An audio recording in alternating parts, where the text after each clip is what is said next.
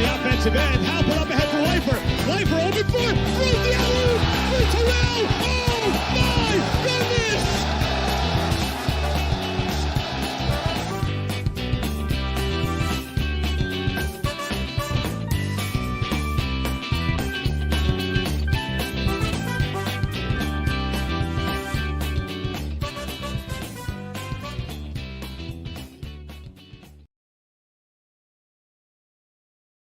For the Ball Habatim is Grim. He's the Grim Reaper. It's Shua Cohen, Shlita.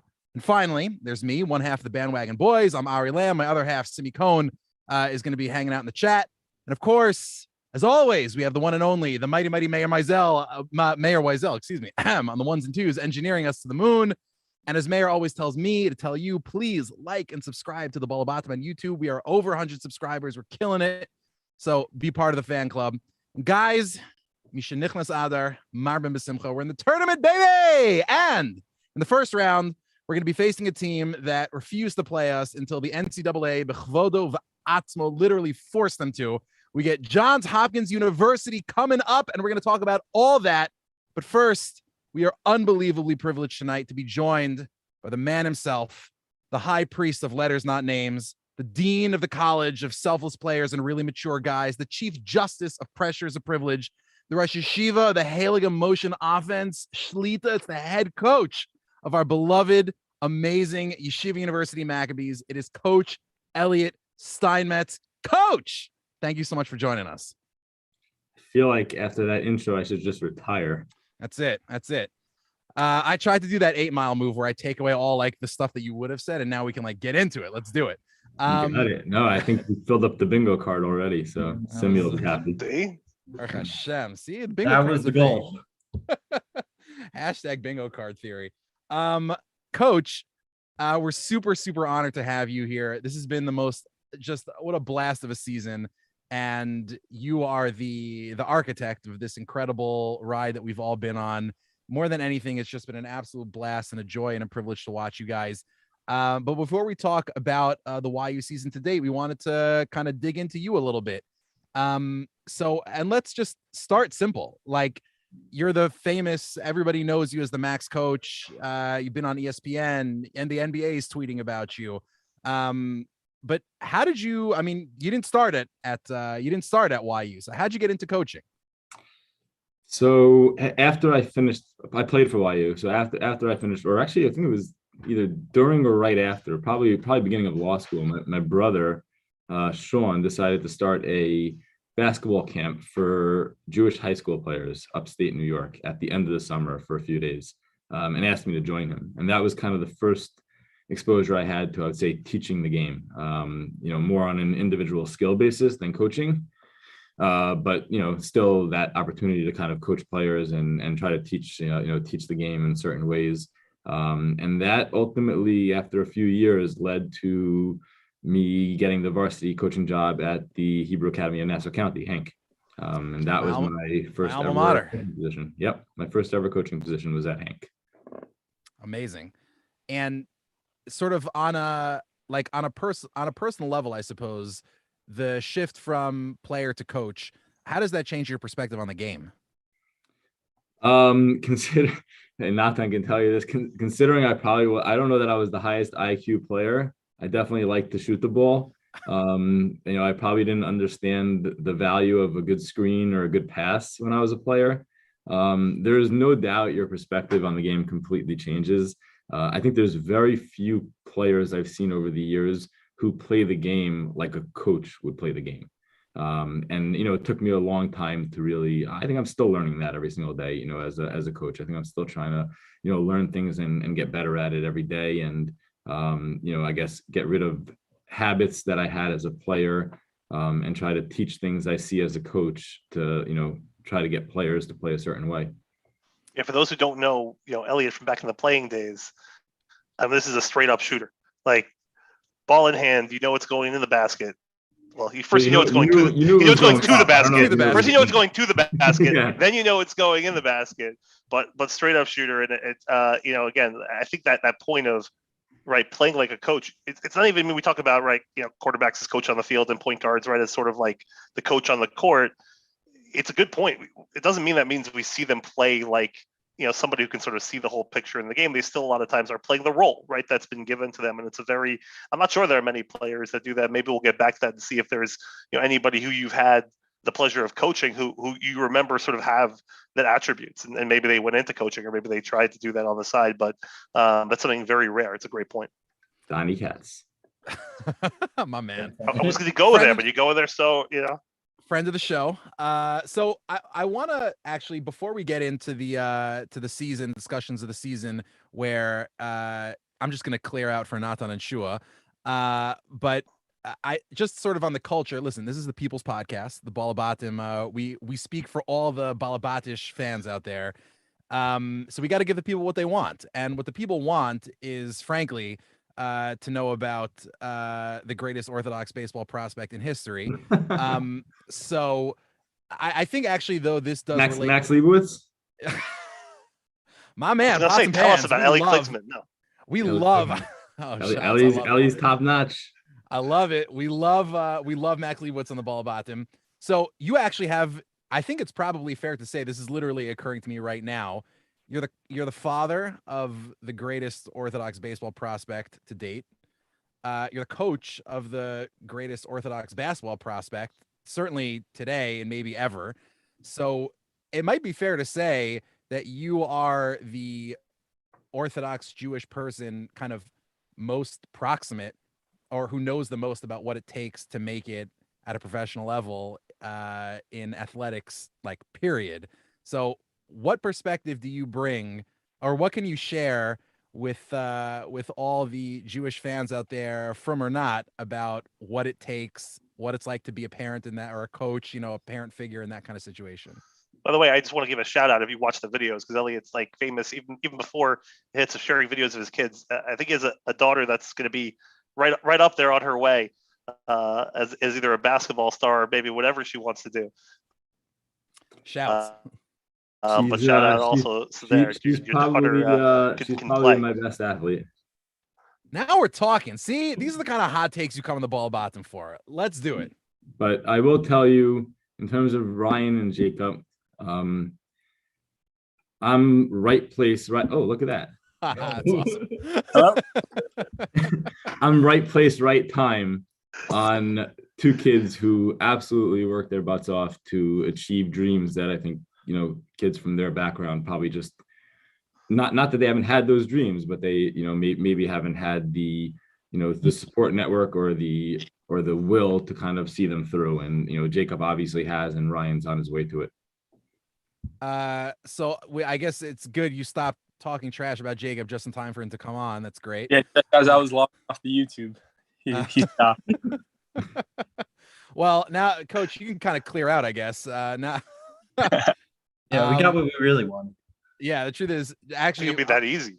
I'm going to leverage this. Jacob, what's it been like watching this team under your dad's sterling leadership over the course of this run? It's definitely been pretty cool. Just obviously because with the couple year break in between where I wasn't able to go to many games or practices. And now that I'm kind of older and kind of understand like what they're trying to do, and like on offense and defense kind of, and like we're able to like talk about it, and I kind of understand the concepts at this point. So just being able to like kind of watch and understand really what's going on and what they're trying to do, and the past couple of games being able to see them do it, it's definitely cool to watch. Warning, Jacob, I had the risk of saying I somewhat understood the motion offense on the phone with your dad, and him and Harold lost it at me. Like, this guy thinks he understands our offense. True, yeah. I don't think we're ever going to live down from Harold, about the zone defense. So we'll figure that one back. Jacob, I just want to throw in and the connection here to the Ball Habatim, which again we're still wowed. We learn these guys day by day. So you probably know already that Simi, who's the other half of the bandwagon boys, so his sister is out in Arizona. Yeah. I actually work I work at Olami. So I work at Olami, Arizona. I get the privilege of working with his sister also, day in and day out, coaching her a little bit on social media, although she's gotten a little crazy with it because her brother's pretty much the social media king. So again, tremendous connections out in Arizona, and hope they provide a great home and some great food for you along the way. Yeah, they have so far. Now we're talking.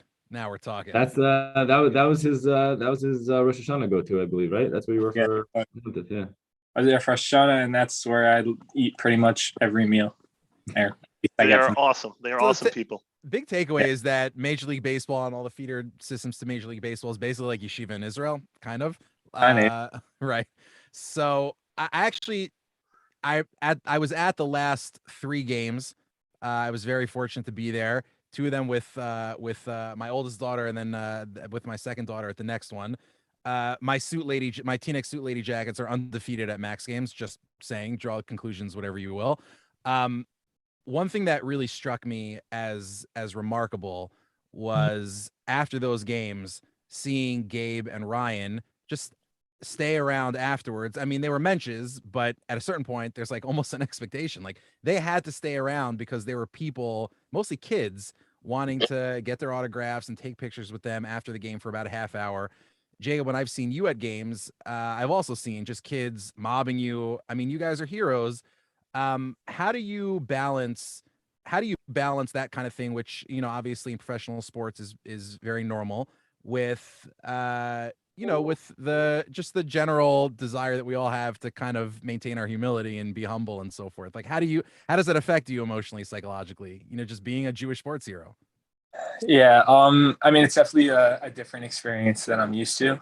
And now like seeing kind of Ryan and I get this all the time. So, you know, I'm sure with the Ball Habatim going on now also, but just like, I guess like also seeing Ryan and Gabe go through it and like seeing how they are with it, staying after games and stuff, even like after the tough losses, even staying after those and like having to pretty much be dragged into the locker room. Like even, what was it, Sunday after the game, like everyone's cutting down the nets, Ryan's by the bench signing autographs, taking pictures. I literally had to pull him out. I'm like, you're the last one. Like, you got to go cut it. Like, they're waiting for you.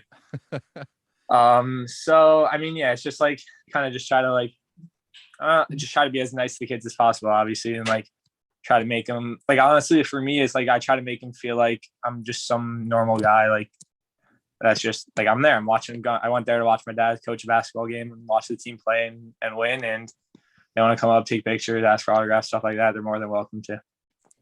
And you're built like another past Arizona pitcher in Randy Johnson. You know, was basketball sort of in the cards? What was basketball like for you growing up? Was that something where you focused also? Yeah, I played up until senior year when COVID hit, and then with baseball going on, I stopped. But my dad says I would play for him, so that's basketball accomplishment. Does that to all the kids.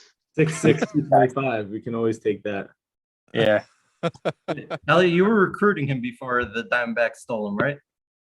I was recruiting him before Fordham stole him, but Fordham, sorry.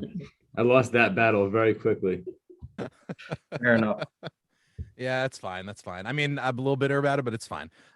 So Coach, you want to talk about YU's season?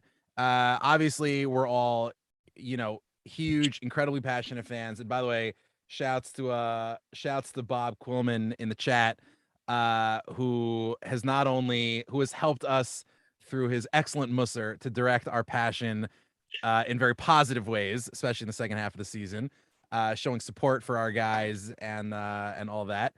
But let's talk about the first half of the season. I mean, you guys come out super, super hot.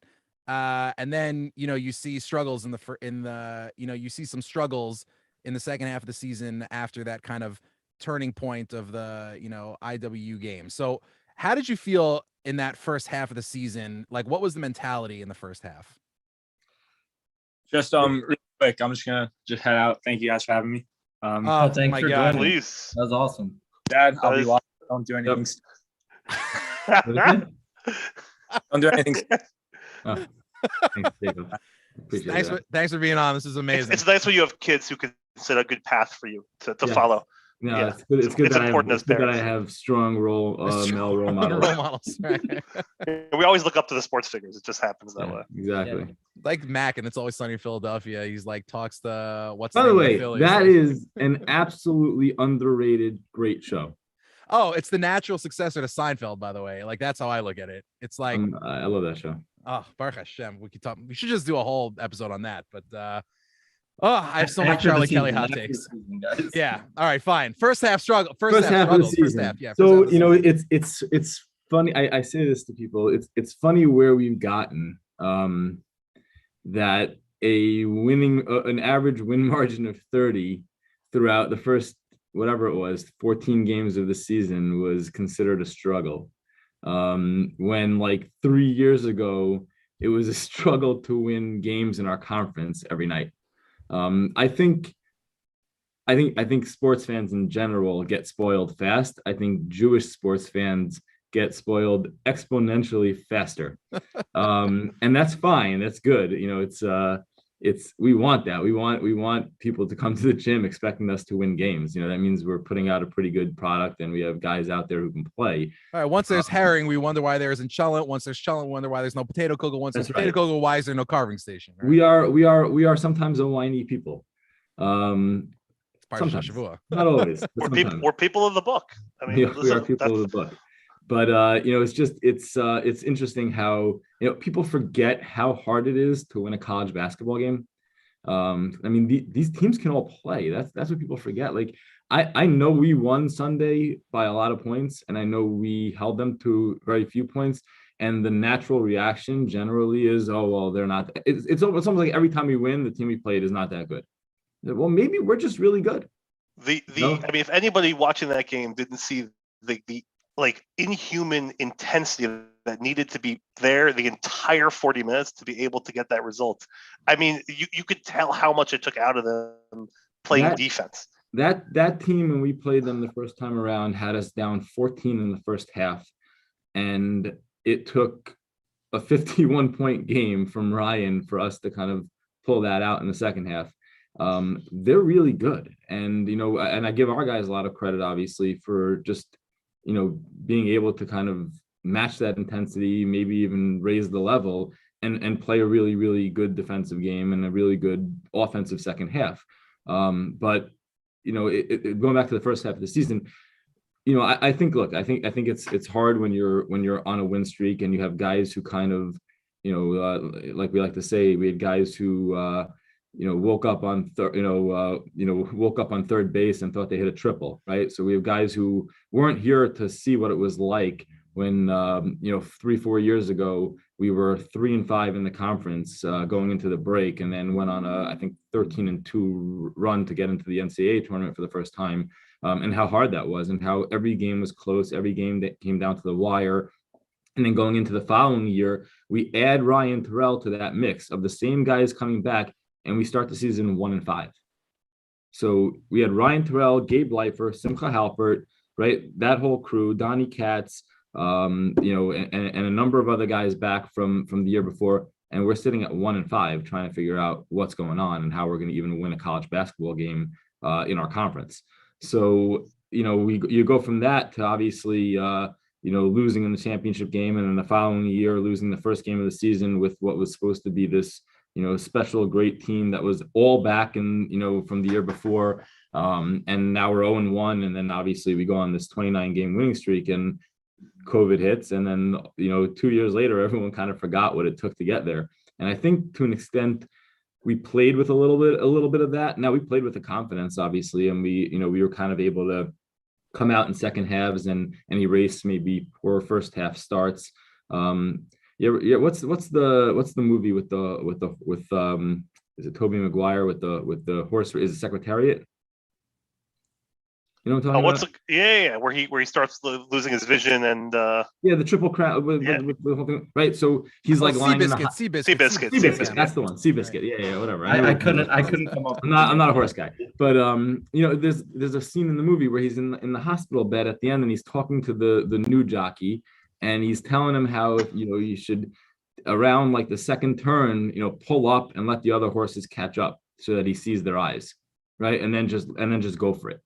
And, you know, I think there's something to be said for that in competition where, you know, if you kind of get bored of it, which is crazy, right? You should never get bored of winning, but if you kind of get bored a little bit, then you kind of want to see somebody eye to eye and then, you know, kind of hit the reins and go. And it's a terrible way to compete, and it's a terrible way to, I mean, it worked obviously for Seabiscuit, but it's not a way to win basketball games. And I think we found that out very, very quickly when Illinois Wesleyan came to town. And they taught us that lesson very quickly in the first half, because they showed us the competition level very, very early. And by the time we recovered and were ready for it, we were down 20 points. So it was an interesting first half in that regard. It was nice to get to rack up a bunch of wins early. I think that game probably came at the perfect time for us to, learn a lesson that we needed to learn. And the expectation and the hope is that it's something that has and will make us better, going into the tournament now. So go ahead, Joe. Go ahead. And when you think about sort of going, go ahead. So a little deeper into this specific point. So there was the Illinois Wesleyan game, which came on December 30th, right before the long break. That was kind of the punch in the mouth that we didn't really recover from in the game. And then there was kind of a period where we came out of break and the team looked like pretty intense. They brought the intensity defensively in a couple of games. And then it kind of slowly like cratered off, where you had the 16-point win against Merchant Marine at home. And then the next game, I think, was the Farmingdale game at home. So how do you speak to like that period a little bit, like how you see that in terms of the players' mentality, how that like they felt the loss and then kind of seemed to have learned lessons, but then had a little falling back. How did you see that period going? So people don't know generally, and we talk about this in the locker room a lot, right? People don't know what goes on in a locker room. People don't know what what every guy is either dealing with, whether it's from a health perspective, whether it's just from a mental perspective, what a team is going through both individually and as a team throughout the course of a season, right? It's never something that gets out of the locker room, and nor should it. It's for teams and coaches to kind of go through and figure out. I think that we probably had a lot of finding ourselves as a team to do. Now we still had a ton of talent, so we were able to survive and win a number of games, regardless of the fact that we were still trying to kind of find our balance and find our way. But it took some time, and there's no doubt there are a couple of good teams, obviously, in our conference that came in and took advantage of it, and were able to, I think, continue to help us find our way. Yes, it. For all you guys on Twitter who love to talk about Pool C, it definitely was hurting you guys a ton. But for us, it was never about Pool C. For us, it was always about Pool A. So it didn't change those goals. It didn't change the trajectory of where our season was gonna go. And at the end of the day, we have the same opportunity now that we expected to have then. So if we're better for what we went through and for what we had to kind of work through and find ourselves, then I'll be thrilled. I think I can't remember who pointed this out to me, but someone said that what we really needed was like a Young Israel style like phone tree system where like Bob Quillman gets to notify like every member of the Jewish community like we're not getting a Pool C bid, it's cool, and then just peace out off of Twitter for a week. But so from like a dramatic structure, at least if this season ends up going how we hope it's going to go and you guys make a really deep run and it ends how we all want it to end, this season really almost has like the dramatic structure of a movie. You guys come in with all of this confidence, and then there's this big act 2 struggle that kind of plunges you into a tough period. Then in the third act you guys start to you have the Rocky IV training montage, you guys get yourselves into shape, make a deep run, and eventually end the Cold War, which is what we're hoping you guys will accomplish. But in that, all we need is like Adam Banks to come score an overtime goal. Now you're talking my language. Exactly. I was going to say, unfortunately, we have the Cold War, sort of popping up again. So that's unfortunately true. That's true. I'm trying to decide. Like, I don't want to say like I'm trying to decide who our Iceland is. It's one of those Midwest teams, I feel like. But anyway, so during that period in like the second act, when you got after the Illinois Wesleyan loss, and there seems to be this kind of this dark period, this kind of frustration period in the team, or at least it kind of looks that way to the outsider who doesn't know what's going on in the locker room. There's the loss to Farmingdale, there's the loss to St. Joe's Long Island. What was the feeling in the locker room as all of this is going on? And if I can add to that, I think the one thing I think it's just interesting to know in terms of where your head at and where the group that you surround yourself with, not just the players, but the coaches. Like how do you start to make those decisions about, well, listen, we trust our stuff and therefore we just need to execute, versus, hey, maybe we should start to think about wrinkles, or these guys know us. How do you balance sort of the desire to change if things not going with the desire to stick with what you're doing because it's successful? I think we're 80 something and 7 in our last 90 games. So we're pretty. It's not bad, coach. It's not bad. No, it's not. It's not bad. We're pretty comfortable with the stuff that we're running. It's wrinkles are interesting, right? So I think if your stuff isn't working, you have to be open-minded and adjust. Like I remember when I started coaching at Hank, and I had a team. I think it was my second or third year coaching where we went.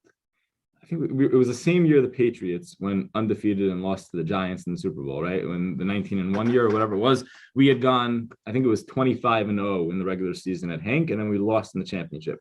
We did it the same year. We lost to Ramaz in the championship. And I remember I had a 25-1 team, and I went and I changed everything the following year. I went from a slow down, defensive-minded team where we didn't press. We tried to keep the possessions low, and we were so deliberate. Every single possession I was calling a play, to the following year, kind of like run and gun, let the guys make plays and let the guys make decisions. We went from a point where we averaged 44 points a game the year we were 25-1. The following year, we averaged 68 a game or something like that. It was a major difference. And we ended up winning the championship the following year. So, you need to make changes when things don't work. And for us that year, we found that, the 2 times we played really good teams that year, like Ramaz, and then it was Ida Crown and the Sarachek championship, which we also lost. We felt like we got beat because we were playing a certain style of ball. That has not been the case. We've still been able to kind of look at film in games where we don't feel we are successful, whether it's a loss or whether we don't feel we performed, in the way we want to perform. We're able to look at film and see that we're not running our stuff the right way, or we're not doing what we're supposed to be doing defensively. We're not ever right now looking at film and saying, well, that doesn't work. So if we ran our stuff and we ran it right and we ran it well, and we looked at film and said, holy cow, we're doing everything right, but we just can't seem to get open, or we just can't seem to get the shots we need or make them, then yeah, then you have to adjust, and you have to find wrinkles, and you have to find things to do. I mean, 5 years ago, 6 years ago, or actually it's 7 or 8 years ago. Wow. With Benji Ritholtz as a senior in my first year coaching, I was going home every single night YouTubing Kyle Korver plays with the Atlanta Hawks, so that I have something new that another coach hadn't seen to run to get Benji a shot. Thankfully with what we run now, that kind of just happens naturally through the course of our offense, because we have players who know how to make plays. What I think a lot of coaches don't realize, maybe until it's too late, and I think this is probably the most valuable lesson I've learned over my years of coaching. My players are almost always, if not always, going to be better players than I am a coach.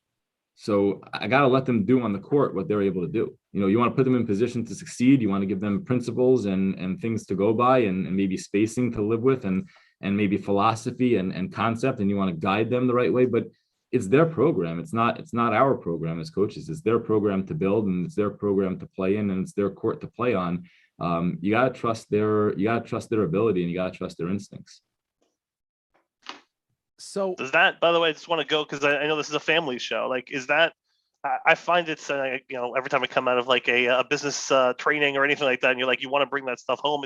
Is it, do you think that's what, sort of coming into the parenting as well? Or is it different, right? Because it's harder to get around because they're sort of your kids, and you want to, right? You want to give them the room. Is a philosophy that you sort of apply in your life as well? I think it is. I think you want to be, I have this conversation with my captains every year in the beginning of the year. We sit down and I ask them, just straightforward. And I think I've had this conversation actually with Shua in the past. Whose program is it, right? And you have your captains sitting across from you, especially if they're young. Their first reaction is, it's your program, coach. That's their mentality. It's your program, coach, because we're the ones.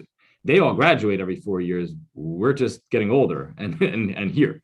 So their assumption is that it's our program as a coach. And my answer right away is always, it's not my program. It's your program. I'm literally just a guide. I'm here to assist you achieve the goals that you want to achieve. And, I think it's the same thing for my kids too. Like I'm not there, for any of my kids, whether it's with Jacob with baseball, whether it's my other son with certain goals he has with school, or my daughter with her soccer and basketball. I'm not there to tell them what their goals are. I'm there to guide them and help them try to achieve them and to support them while they do it. And that's why, after a game like Sunday where we win and everyone asks how I feel, I feel great, but it's not about me. It's about, I get to see 15 guys who put 6:30 in the morning work in for a full year to accomplish a goal, actually accomplish the goal. And that's just a cool thing. That's awesome. No, that was a great answer. And that was a nice segue, but not done into parenting, because I think that was like a good life lesson overall. So I had like 35 questions on the motion offense. Let me just cross them all off. No, but let's get into wait. X's and O's. Shua, do we have the game film to play yet? Or we're not as cool as slapping glass. That was by the way, that was the best. That was awesome. Fantastic. They're great. They're brilliant. And they've turned into a monster. Like they've really gotten popular, but holy cow, that thing put us on the map. Yeah. Oh my God. Well, and like, that is a good segue into a question I had. Let's do it. Do you, not to get into anything like very specific about the offense, but do you feel, I know you said many times on the podcast and generally the philosophy of the motion offense, especially yours, is that it's always a read and react. So you don't even know what you're going to do. So how can your opponents, do you feel like putting that out there, having an hour and a half of you just talking about it allows or has caused teams to scout you guys a little bit differently and introduce some wrinkles that you hadn't seen necessarily before against it? No, not even a little. I've actually sat down with coaches in our conference in after a season and gone through motion offense with them in detail because they want to learn it. So I'm not that guy. Like I'm a very, very big believer that that execution will always outweigh preparation. There's no two ways about it. I remember when I was coaching at, I want to say I was still at Hank. I wasn't at North Shore yet. It was at Hank. And we were playing a team that we were much lower ranked, but we had gotten back somebody from injury. So we knew we were probably the best team in the league, which we ended up being. We won the championship that year. But I remember we were playing somebody in their gym in the quarter or semifinals. I don't remember which one it was. And I was talking to the other coach who was a good friend of mine. And he was like all nervous whether we were going to press, whether we were going to play zone, man, what we were going to run offensively. So I said, I'm like, hey, I will send you an email tonight with exactly what we're coming out in. And you can go ahead and prepare for the next two practices for it. He's like, why would you do that? That's crazy. You're messing with me. I said, no, because at the end of the day, regardless of what you prepare, my guys are going to go out on the court and they're going to execute and they're going to beat you by 20 points because they're 20 points better than you. So, and it wasn't like a major mental warfare over there. This is such awesome. I would never do that. By the way, I would never in a million years do that now because very Larry Legend. It's a different world. This is such Larry Bird mental jujitsu. I love this. I had Benji Ritholtz as a high school player. Like we weren't losing. That kid was so good. But anyway, so I did. I sent. Shouts to Elm Street and West Hempstead. I sent him an email with what we were doing, whatever it was, and I think we won by 30 or 40. I don't remember what it was. That's incredible. I never have an issue. I get emails all the time, especially after slapping glass. I imagine after this, I'll probably get a million more. But I get emails all the time about the motion offense, and I have saved on my phone in a folder like all my notes on what I use to teach it, and I send it out all the time. I have no issue with it, and I answer questions. I'll tell you the truth. Most coaches won't touch it. Like there's too much control to give up if you want to run it. Like what coaches will do is a lot of them will call and be like, yeah, I'm looking at it as a set. I want to put it in as a set, and it's not a set. Like it's a mentality. And it's, you have to really be willing to kind of not be the, the puppeteer, and you have to give up the reins and allow your players the freedom to kind of be smart and react within the principles of what, of the fundamentals that you're giving them. And not saying right or wrong, but most coaches are not really willing to do that. And maybe they know more than I do, and that's why. And maybe I don't know enough, so it's easier for me to just put it in my players' hands. And that could be. And I'm just lucky to have, really good players. But that's kind of the philosophy I've gone with, and it's worked for us. With that said, I guess, do you believe that conference, because it seems like some of the teams in conference at least feel more comfortable, or at least are overtly picking specific things to try and take away, whereas you don't sometimes see that with the non-conference teams who are seeing this, for the first time, and sort of maybe that impacts sort of the, what's coming in the tournament. But you do see specifically, I would say, Farmingdale in terms of what they try to do in taking away the high post. Manhattanville had a very specific. They were going to, every time Ryan turned to face, they were going to double, and they were going to try to push out of that post no matter what. They were going to fight for every inch down there. Do you see like a little bit more comfort with playing against it in the conference, or is that just sort of, hey, it just goes game by game, and sometimes you'll see a more concerted effort? First of all, I think that it's twofold, right? So number one, they see it more often, so they're not necessarily as, I would say, taken or surprised by what we're doing. I don't think it's any less effective. I think it really comes down to a question of execution. I think in any system that you run, if you go back to Calipari at Memphis running dribble drive, I imagine when they played in conference after a couple of years of running it, their conference teams were probably more comfortable defending it, even though they still were effective and it still would work and they would still get what they needed to get out of it, right? So, we at the end of the day still shot 54% from the field and 40% from three this year, or more, or whatever it was, and led the country in most offensive categories. So regardless of how comfortable our conference is getting with it, and that's 16 of our 25 games is in conference, we're still efficient and we're still getting the shots that we want. The twofold aspect of it is Farmingdale is really good. Like that team is really good. They're young, but they're well coached, and they're good, and they're big. So there's that other dynamic that people forget is the other team's running something also, and the other team's out there trying to win the game also. It's not just kind of like, oh, here comes YU, everyone's going to roll over. It definitely doesn't work that way in our conference. And I thought if you send them the email about what you're doing, that's part of the deal. They have to totally take off the first 10 minutes. Yeah, that's why I don't send those emails out anymore. That was a bad idea. It was a bad precedent. So I want to just like really dive into some of the X's and O's, and we should talk about some of this, on ball screen stuff that we've maybe seen a little bit more. But before we get to that, I wanted to ask, has there been any like intentionality in the last couple of games behind some of the lineups that you're using? Like, for example, we've seen Oren Batesh, for example, get a lot more minutes in the last few games, and you've started to see him be much more willing to take those shots. Sometimes, obviously the open looks, but he's even been taking some, lightly to heavily contested threes and been making them. Has there been some intentionality behind trying to get Oren to really turn into like Halpert number 2? When you shoot 45% from three, you get opportunities. That's simple. We spell Batesh's name exclusively with threes. He works very hard. He has made tremendous improvement on the defensive side over the course of the year. Also, he really works hard on that side. Obviously sometimes he's a little overmatched in terms of size, but he's not overmatched ever in terms of toughness.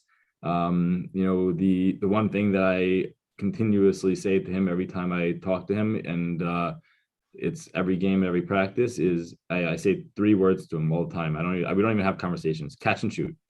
Like, that's what you're out there for. There was a game, I think it was I want to say it was in the semis maybe against Mount St. Vincent, where he had a catch and shoot and he decided to pass it up and then got it back and tried to dribbled in a little bit, tried a floater or something like that. Yeah, something like that. And I took him out for a minute, not to necessarily punish him, but just to take him out and say, catch and shoot. Like, you need to let that go. He needs to play with that kind of confidence. He needs to go with that kind of confidence, and shoot with that confidence. And then you put him back in. So, I remember that face.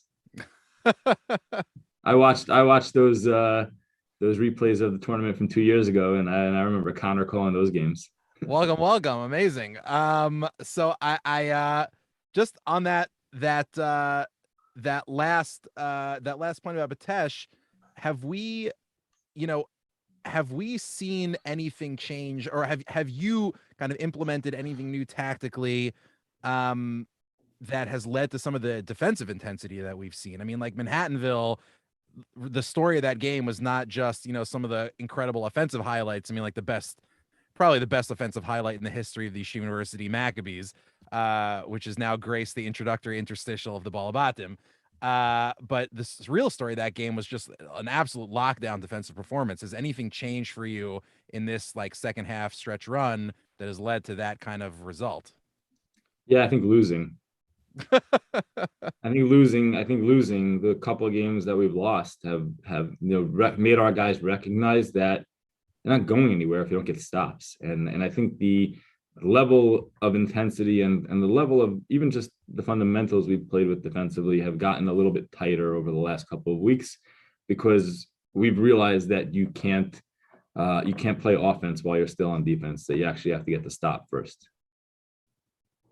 So is there any more, just to kind of dig into some of the specifics, is there any more switching action going on? One thing we saw with Manhattanville was just there seemed to be a lot more switching. Is that something we might see going forward?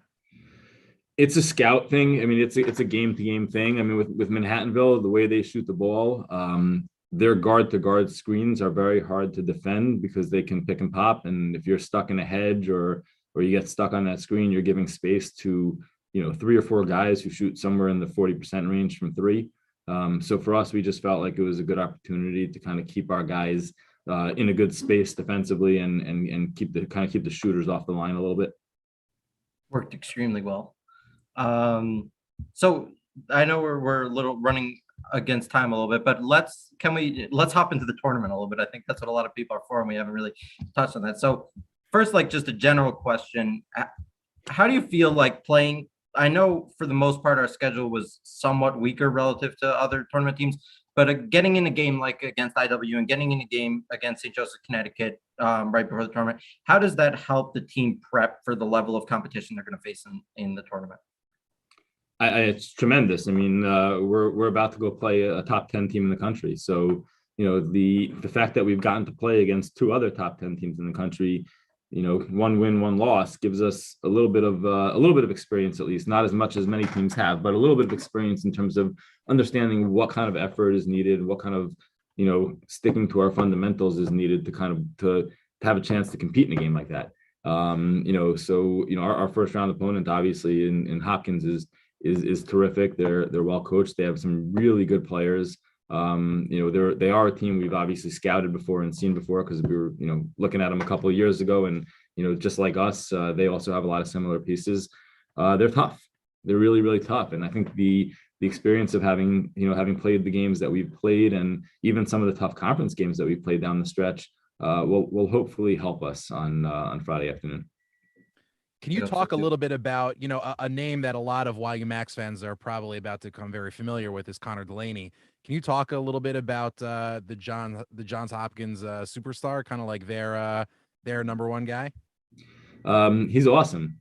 He's really good. He's first of all, he's a Division I athlete. He plays Division I lacrosse for them. So he's that kind of athlete, which you don't see a ton of. That's like Gaga for Gentiles, as I understand it. Lacrosse, right? That's exactly what it is. It's like floor hockey in the Yeshiva league, right? Right. So he can do pretty much everything. He shoots the ball pretty close to 40% from 3, and from watching film, he'll shoot them from pretty deep out. He gets to the basket pretty easily, handles the ball extremely well. Sees the floor well. Looks like he's a great leader on the floor. There's not a lot. There's not a lot of weaknesses I can point to, or a lot of things I can tell you that I'm excited about in terms of seeing him play. I'd much rather watch him on film against somebody else. And a grad student also, right? I mean, a guy who's been there before. He understands what it takes to win, how to motivate his team. I mean, this is the floor general, and it's those kind of guys that sometimes are even more dangerous than the film shows. No doubt. I mean, not to give away. I mean, look, we have some dudes also, but he's certainly a dude. Yeah, not to give it away the scout, but you think we'll see a heavy dose of Ryan Terrell guarding Connor? I will know that for sure, probably by tomorrow. But it's probably a safe bet he'll get a turn. So one of the things that obviously comes up all the time when anyone ever talks about the Max is the impact of Shabbos. I think one of the incredible things, just as a fan, and this really needs to be said, as a fan of the Max, one of the most special and meaningful things to me is that you and your players never ever talk about it as a burden. It's always a privilege. And it's always something that you get to observe rather than you have to observe. And I can't tell you how elevating that is for me and how inspiring that is for your fans across the world. I can't have a conversation about the Max without that coming up. So it's really, really special. But can you talk a little bit about what it's like to play a Saturday night game, not knowing who you're going to face? I know you've talked about this before, but how does it impact, but I'm from an X's and O's standpoint, how does it impact scouting? How does it impact prep? How does it impact practice? It's different and it's interesting. So we had the call today with the NCAA and our pod, and they were talking about film exchange and film exchange. What they wanted to know what format everyone wanted the film in from the first set of games on Friday, so that they can review it for the game Saturday night. I don't care. Not gonna have a chance to watch it, so it doesn't really matter. So it's definitely different. Obviously, other teams will have a shoot around on Saturday, and we'll be davening and stuffing our faces with food, and maybe taking naps. But there won't be any preparation for the game. Like we won't even go over scout on Shabbos. Like it's just not something we think is appropriate.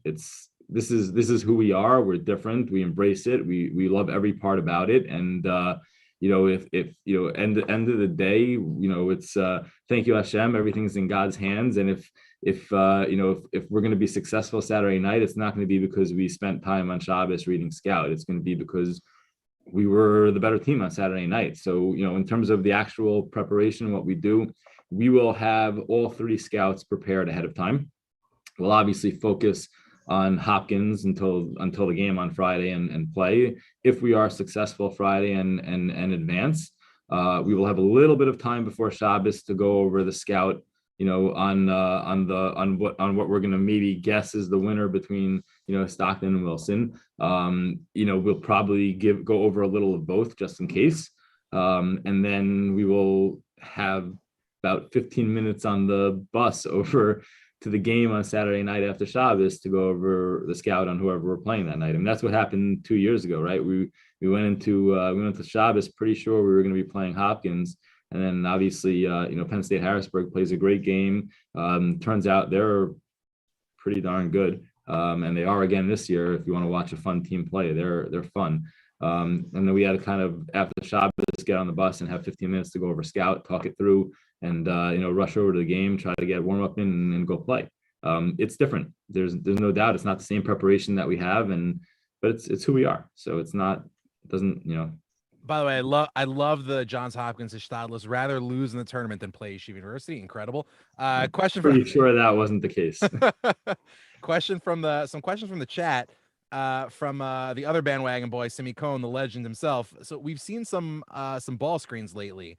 Has that been intentional? Is that something we should look forward to in the tournament?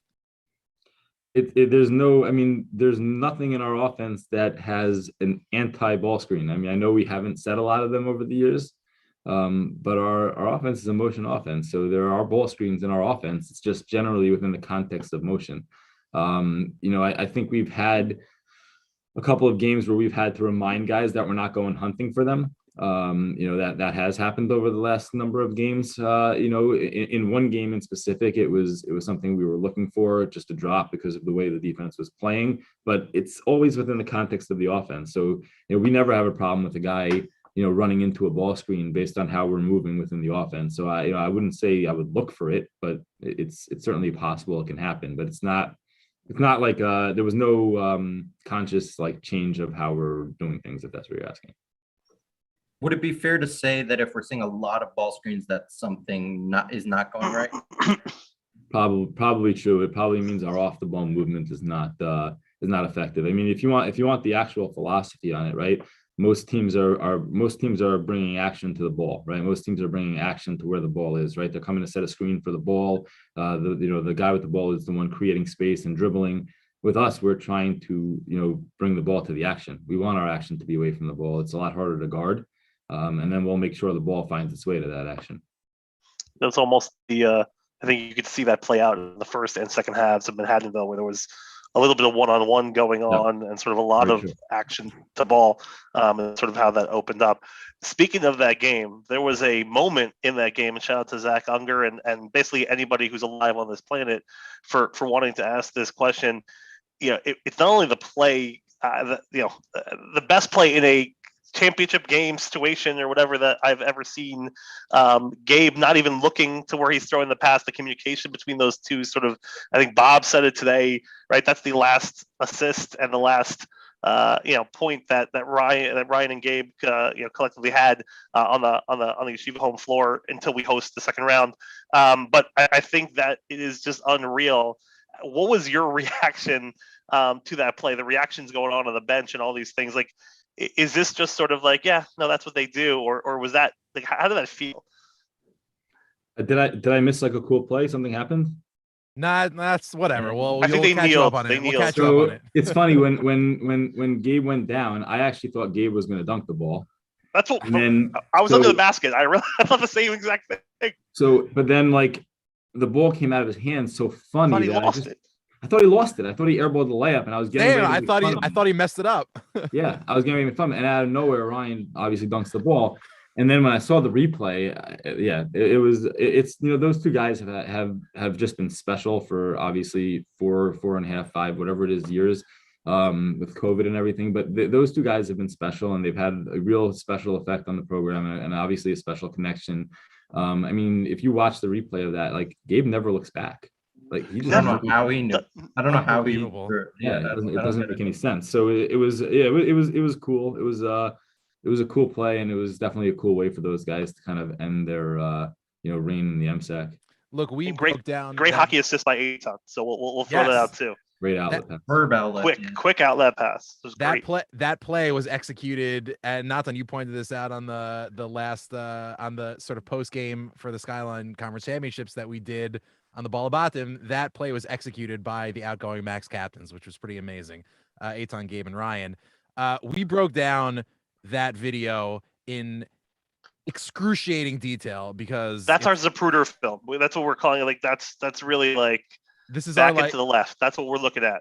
This is like our memento moment. But one thing that we noticed is that the entire gym erupts. The coaching staff, because you guys are cool as cucumbers, you guys remain seated. But there is one moment where Coach Elliot Steinmetz leans over briefly and whispers his Golan order into Coach Joe Schwartz's ear. But in reality, do you remember what you whispered at that moment? Like, what did you say to Coach? I need to know. Like, let's go. Let's give the people what they want.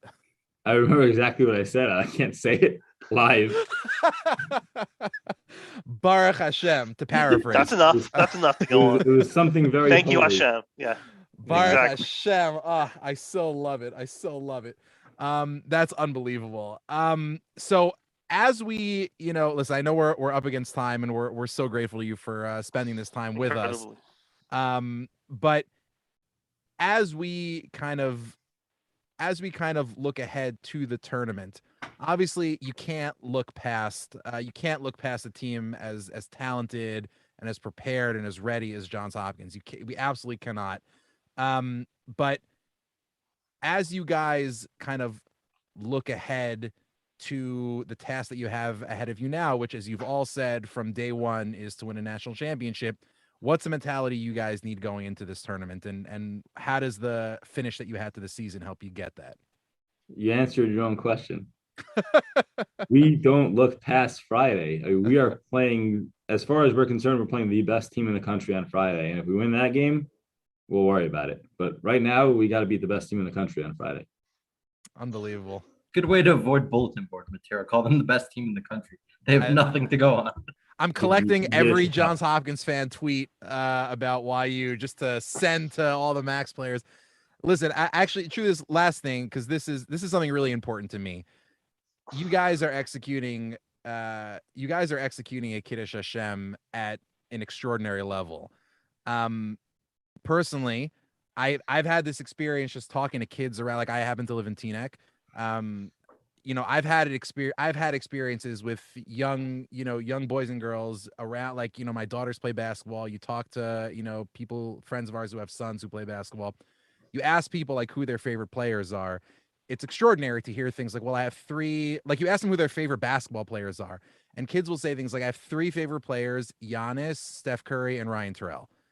And that's the kind of impact you guys are having. So what has that meant to you? What has that meant to the guys? I think they look at it as, obviously it's an honor. It's it's also a responsibility to an extent. I think they realize that they are kind of changing the rhetoric and changing the dynamic in terms of what Jewish sports are. It's okay to kind of go and chase that dream and be a successful athlete, whether it's at the high school level, college level, or even if we see it with a couple of our guys who are playing overseas, and obviously Ryan chasing what he's chasing, to be a pro athlete. And there doesn't need to be that that old airplane stereotype of the very, very short Jewish sports handbook, the pamphlet. Yeah, we got the page 2 now. Yeah, light reading, but it's not it's just not the way it is anymore, and it's not the way it needs to be. And I think it's the kids are starting to embrace that, and I think we see a big increase in the level of the athlete that is coming out of the the Jewish day school world and the yeshiva world. And I think in big part it's because they're seeing what these guys are accomplishing and seeing the exposure they're getting and seeing the fun that they're having, and also, like you said, the Kiddush Hashem that they're executing. And they want to be part of it, and a lot of these kids are doing it even at the high school level. Like you look at some of these schools across the country that are winning regionals and winning games that Jewish high schools have not won before, and they're getting the press for it. And it's kind of creating a whole new dynamic for what Jewish sports are. And we're living in a world now where we see teams expect Yeshiva to be good, and that's cool, that's awesome. And we can you look at profiles sometimes of new players who are coming into the other conference schools, and they generally will ask them silly questions. They'll ask them what their favorite food is, what their favorite show is, but they'll also ask them very often who you're looking forward to playing against the most. And a lot of times the answer is Yeshiva. Wow. And it's not because we stink. So it's it's kind of a cool thing that these guys have done. Starting a number of years ago with mentality that's kind of changed and been put in, and they're living up to it, and they're becoming and Jacob mentioned it earlier, they're becoming role models, and I love that these guys are giving time to the kids who are there and spending time taking pictures and signing autographs. And as silly as it seems to us as adults, it means the world to the kids. And it's an important part of them kind of growing up with the right people to kind of look at. Look, as a parent, it means the world to parents too. And I think again, I think people see that. I wanted to ask it could be a quick answer, just to understand. I'm just blown away by the families behind the bench. Like maybe all programs are like this, and maybe I don't see that when I go to some away games or whatever it is. But you talk about the kids, but also like, it's basically you go to a Max home game or even the away games, and it's the same families, right, behind the bench, behind the thing. What is it like to like, again, you have your parents right behind you, your wife and your kids, and it's almost every game, if not every game. What is that like? I mean, that's just, it's hard to imagine the experience of having sort of these families really, no matter what, from whoever's playing stars to guys who get in only a couple of minutes. It's unreal. What's that like to have a family support that you guys have? I think they just don't have anything better to do. It's great. I mean, it's awesome. I mean, between like, I have a great support system, right? It's obviously my family, my parents. I'm sitting at work here. I have a partner at work who's extremely supportive of the fact that I have to leave early and go to games, and and comes to games to be supportive. And my kids come to the games, and shouts to that partner, by the way. We love you. Yeah, she's the best. But then and my grandfather, when he's in New York, comes to games. 80, what is he, 86 years old, and it's awesome. It's fun, and my uncles, my cousins, it's great. And I think it's the same thing for a lot of the guys on the team. I mean, and you have to remember, a lot of these guys they're not local, so you have people flying in from California, Texas, Florida, just to be around and be there for their kids and be supportive of what we're trying to accomplish and what we're trying to do. And I think it makes the whole experience a lot more special. Very last thing before we let you go. One of the distinctions that Bob Quillman has made about the Yeshiva team that we love so much is that we hopefully have reached this tipping point, which you have been the architect of, where we've gone from just a good team to a good program. And that tipping point is achieved through strong recruiting, which you've emphasized, from the get-go. So is there anything that you can tell us about why UMax fans might be able to be excited about in the coming years as we transition to an incredible program, arguably which you've already done? Well, I mean, I am pushing the Terrells to have more children. Yeah, well, also on the fan side, I feel like we really need to replace Mama Terrell somehow. I don't know. I don't think she's not going anywhere. She's not going anywhere. Please God. I mean, we are hoping to have a nice, strong recruiting class come in. I mean, we can't talk about obviously individual recruits, we're not really allowed to. But we're excited about it. We'll certainly be younger next year. We're obviously one of the older teams, and we're gonna drop off a lot of guys after this year, which is good and bad. It's exciting to kind of get a chance to start over. But no, I'm actually really, really excited about what the next few years is going to look like with the classes that we're trying to put together. I cannot tell you how excited that makes us as fans. This has been really, truly a pleasure, truly a privilege. We're so excited to be a part of this journey. We're so excited that you guys are taking us on this journey. We wish you so much luck on Erev Shabbos and over Shabbos, and then hopefully again Motzi Shabbos if everything goes well. We're so pleased that you're able to join us. Really grateful for your time, and roll Max roll. Thanks, guys. Appreciate it. Keep having fun. Unbelievable. Thank you so much for the time, and thank Jacob, and thank again the whole family for allowing this. Quack. And the quarter. Thank you, Shua. Oh my God. Awesome. That was rad. So coming up, by the way, just to tease what we got coming up next, we're going to have, please God, the golden throat, the voice of Johns Hopkins University Blue Jays himself, Connor Newcomb, coming up. You saw him join us on the program just a little bit earlier. Really excited. We'll have to explain the difference between, I think, like Yekis and again, in terms of our time management skills. What a Gentile, came right on time. So polite. So perfectly on time. I always forget about we're on Jewish time. It's so Heimish here. What a oh my God. That's why we're playing by Lakewood. No, isn't that what it's all about? So excited for a Shabbos of Neri Sorrel guys pretending they don't care about YU, but really they do. A time-honored tradition. I don't know. Again, playing Johns Hopkins, it may be a record. BMG, it's definitely going to be a record for the number of doctors in a stadium, I guess, in an arena. Right, Lakewood guys. Before Shabbos, it's going to be unreal. Unbelievable. All right, we got to get Connor coming on. But that, I mean, this has been pretty exciting so far. And now, oh my God, the man, the myth, the legend himself, the golden throat, the voice of the Johns Hopkins University Blue Jays, the man himself. All Max fans of the last couple of years already know the name. All bandwagon fans like myself are gonna know this name. Coming up, we are so pleased and honored and overjoyed to have Connor Newcomb with us. Connor, welcome to the Ball Habatim. And I'm Guys, sorry. so much.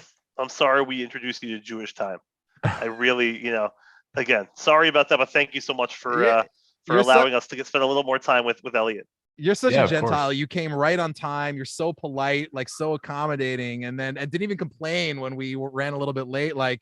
Oh my God. I got to introduce you to some Jewish culture. This is good. Listen, I mean, I'm in the podcast game too. So I know, getting guests is hard. You want to squeeze the most out of your guests. And I know from experience, Elliot's a great interview as well. But yeah, guys, thank you so much for having me on. I mean, I'm sure you guys have discussed this, but like, we got to talk about how eerie it is that it's Yeshiva and Johns Hopkins again 2 years later, when that was like the last thing I remember pre-pandemic was that game. Well, the game that never happened that I thought was going to happen. That should have. We're just trying to wipe these years from the collective memory, right? Yes. That's why I think they put WPI with Penn State Harrisburg. Yes.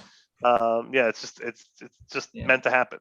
I just want to, Connor, like those were two games you called that didn't involve Johns Hopkins, the two that I watched with Yeshiva, and you were awesome. Like you really did good research on the teams. It was great having you on the call, and none of the teams were yours. Yeah, thank you. I mean, it was nice to have Akiva next to me, have a Yeshiva expert sitting next to me the entire time, and getting to talk to him and just having access to the team. And what was nice too is like we kind of got to look inside, not just the players on the team and knowing how good Ryan Terrell is or Gabe Leifer is, but like we got a good look at what the team went through on its way down to Baltimore, what the team was going through on Friday as the first game was being played, like guys getting a little nervous in terms of the time of day, as the second half was wrapping up as well. And so it was nice insight kind of into that team.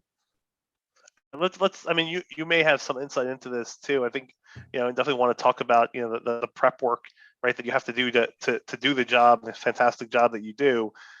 What is it, does the team care, right? That now, hey, like everybody else is scheduled for 3-4 hours later, some even later than that. And because they're playing Yeshiva, they're going to be the 1 o'clock game. They're the first game, on the one hand, it's like, that 12 o'clock, 12:10 tip off in the Division I March Madness, right? Waiting, an hour and change, all eyes are on them. What does that do? What do you think that does to the mentality? Is that weird? Do they play games that early typically? How are they approaching it? Yeah, I mean, I haven't talked to Coach Leffler or any of the guys about that specifically. The team is somewhat used to noon starts on Saturdays. Obviously, a Friday is a little different, just because it's generally a class day. For example, they are college students, so that's something to take into account. And as we know, D3 hoops versus D1 hoops, a D1 team might play more games, especially in the postseason during a regular class schedule, whereas the D3 schedule tries to, avoid that a little bit more. And at a school like Johns Hopkins, it's even another level of that. But in terms of time of day, the conference has, in the Saturday slates, usually in the conference, 12 o'clock, 2 o'clock games, you're never tipping off later than 4 p.m. on a Saturday. So if they treat this like a Saturday game, I think the 1 p.m. start will, pretty much feel per usual. So in terms of matchups that we're all really excited about, obviously YU has, a stud player in Ryan Terrell. Johns Hopkins has a stud player in Connor Delaney. On the Johns Hopkins side of things, first of all, what can you tell us about Connor Delaney? This is a name that all Max fans are going to know in the coming days. What can you tell Max fans about Connor Delaney? Yeah, so 5th-year senior All-American. Today was just named for the second straight year the Centennial Conference Player of the Year, and it was well deserved. I mean, there are some good players in Connor Delaney. Yeah, there were some good players in this conference, and it was a no-brainer that he was going to win that award again. I mean, the stats, he's 19 points a game. He's 43% from the field. He's, over 35% from three. He's, one of the top assist men in the conference as well, despite getting 19 points a game.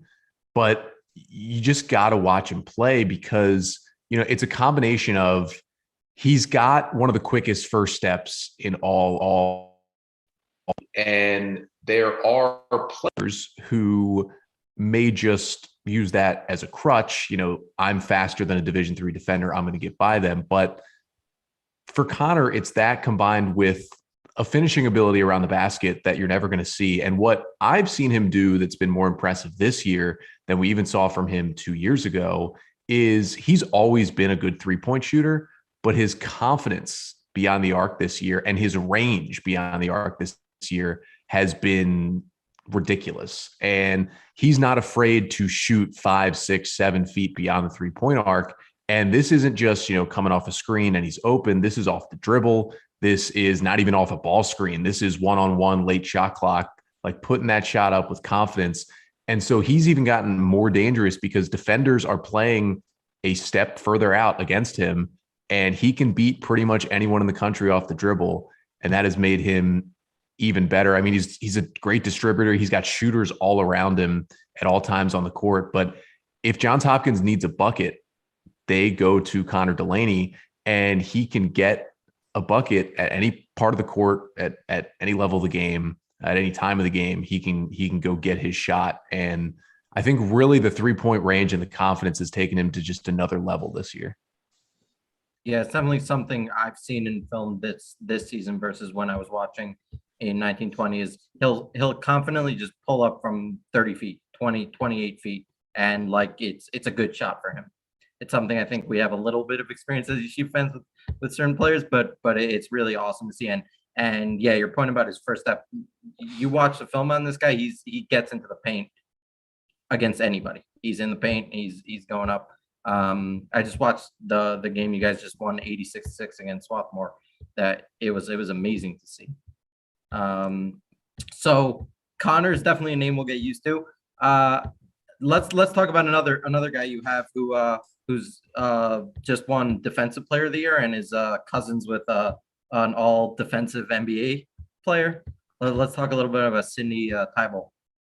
Yeah, so that's my favorite player to watch on this Johns Hopkins team. Nothing against the rest of the roster, but you want to talk about a guy who has made the biggest leap from 2 years ago, even from the canceled season, but they played a couple of exhibition games season last year, is Sidney Tybalt. I mean, he has stepped into a starting role. Really, there were two really key players that Hopkins lost from the team 2 years ago. It was Harry O'Neal, their center, and then a shooting guard, and Joey Kern, who actually transferred to Minnesota, is now a walk-on for the Gophers D1 basketball team in his final year. But Harry O'Neal was a big man who was pick and roll, pick and pop to perfection with Connor Delaney. He shot the ball well. He had a plethora of post moves, but what he was not was an elite post defender and rim protector. And that is what the Blue Jays have gotten with Tybalt this year. And that is why he has gotten Centennial Conference Defensive Player of the Year. I mean, the amount of, highlight reel blocks he has gotten are great, but just the amount of consistency he has to alter shots and to stay out of foul trouble as well has just been huge for Sid. His offense continues to develop. Now, he's not a shooter. He's not going to put up a jump shot. He has not attempted a three all year. So, that is one thing that he doesn't do that Harry O'Neal, the former starting center, did do for the Blue Jays 2 years ago. And so the Jays have altered the offense just a bit because O'Neal allowed them to stretch it even more when they had a big guy on the floor. But Tybalt is so important defensively and has gotten so much better on offense with his post moves that it's not a bad trade-off at all. And, he's not a 7-footer or anything. You're not going to see any at the D3 level, but he still protects the paint like he is. He's athletic. He had an unbelievable and one dunk on the baseline that didn't really put Swarthmore away. I mean, it was early in the second half in that conference championship game, but that was the moment in that game. It put the Blue Jays up 13 early in the second half, and everyone in the gym realized Hopkins was going to win that game after losing twice to Swarthmore in the regular season. And Tybalt just brings an energy to this team, and he is really fun to watch. And he has given them, again, defensively, a dimension that they did not have to that level 2 years ago. So quick question from the chat that I think speaks to the point about the kind of defensive identity that the Blue Jays have. Who do you think Johns Hopkins puts on Ryan Terrell? It's a good question. It's something we talked about 2 years ago, actually, which was really interesting. Shouts to Simi Cohn in the chat for that question. Yeah, which was really interesting to talk about then, just because the Hopkins team looked a little different. And back then, Tybalt, Defensive Player of the Year, he was kind of a sparingly used third big man on that team 2 years ago, and he was not really an option. And a player like Ryan Terrell is so difficult to match up with, obviously, as you guys know. And so, a guy like Thibault, yes, he's the defensive player of the year, but it's like, is he really the best matchup for a guy who can you go ahead? afford to lose that rim protection, right? I mean, right. You also, right, you're pulling away from that basket also. So right now, I mean, for Hopkins, it could be a scenario where it's kind of a rotating cast of characters against him. I mean, Braden Johnson has some really good length on the wing for the Blue Jays. He had a little bit of an injury issue early in the year, kind of took him a while to get into the flow of the season, but he is back into the starting lineup. And I think he is good to go. Talked with Josh Leffler last week, and he said, Braden's finally 100%. He's got his shot back. He's got his confidence back defensively, and he's got a lot of length that can guard on the perimeter. In terms of a guy who may not have the height to match up with Ryan Terrell, but has the defensive intensity to do it, I could see Carson James being on Terrell a little bit. Now he's going to lose a couple of inches there, but James can, play the role of a gritty defender. Now his scoring has gotten a lot better this year, and he was named all conference today. But, I don't think the Blue Jays have a guy who they will stick on Ryan Terrell. And that is to say, I don't think there's many teams in the country who have a guy that they can just stick on Ryan Terrell and feel good about it. And so it'll really be interesting to see. But I think there's a couple names that could rotate through there. One of the names you didn't mention, right? Who Ryan might see in the matchup, sort of as he rotates through, also in terms of Tom Quarry, right, and also another all conference player. Can you talk to us a little bit about his game? I mean, even back in 1920, he averaged 13 a game. He's still one of their getting better scores, 6'6", can shoot the ball well as well. Talk about his game a little bit, because I think people are going to start to get familiar with him. Yeah, 45% from three this year.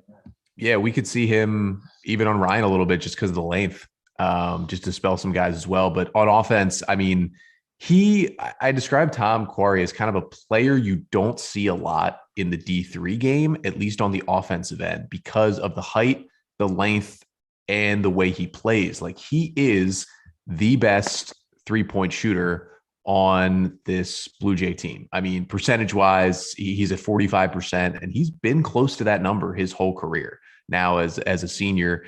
And what makes him so good is he's never not open. Because of the 6'6" frame, he's got, big wingspan. He gets that ball up high when he takes his shot. There's not a lot of guys who can hang with him and really, honestly, block his shot on the perimeter. And so when he's feeling good, he feels wherever he catches the ball, he can put that shot up. He had a big shot in the game, in the Centennial Conference Championship game, a fadeaway three in the corner at the end of the shot clock where he was falling away and fell into the Blue Jay student section and nailed a corner three that was kind of the dagger in that game. And he's just such a great shooter. He can attack you off the bounce. He's a smart player off the ball. He really is not a ball handler. And so he is so smart off the ball that he's going to find the open spot on the court when Connor Delaney is driving the lane. And whether that's spotting up on the perimeter or, where Tom Quarry can get a lot of his easy buckets is because he's so dangerous as a three-point shooter. He can sometimes drift to the corner a little bit, and he'll make a baseline cut and a backdoor cut when no one expects it. And he'll get some easy dunks off of that as well. He's a guy who can throw down a highlight reel dunk, and he is a really, really important part of this offense. And when he is hot from three, he makes Johns Hopkins so dangerous because as soon as that second defender comes to Connor Delaney, somebody's open. It's usually Tom Quarry, and it's usually nails from three. Yeah. One thing sorry, go ahead, Joe. Go ahead. No, go. I was just gonna say he, just from watching and everything, Quarry seems to present the toughest. I mean, he's not as good as Connor Delaney, but for Yeshiva, just looking matchup wise and personnel, he presents, I think, the toughest matchup in terms of defending him. And he's I don't really so see a consistent. natural And guard. he's so consistent in the way he plays. It's just really like there are not a lot of, in the offensive game, there's not a lot of places to take advantage of from some of the film I saw. Again, you guys know him best, but he's pretty solid. I'll tell you, as a Max, as Max fans, we go so deep on every single one of our players, and we've like psychoanalyzed every single one of them for from with our collective expertise, obviously in that field. But I'm really Are you saying that most teams don't look at mother-player relationships right in their pregame scouting? Is that not? That's not a thing. Well, we also have like Shabbos food to contend with. Like it's a whole thing. Right.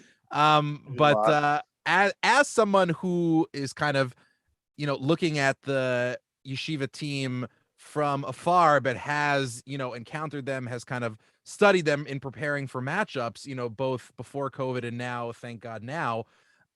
One of the players I'd be so curious to get your thoughts on.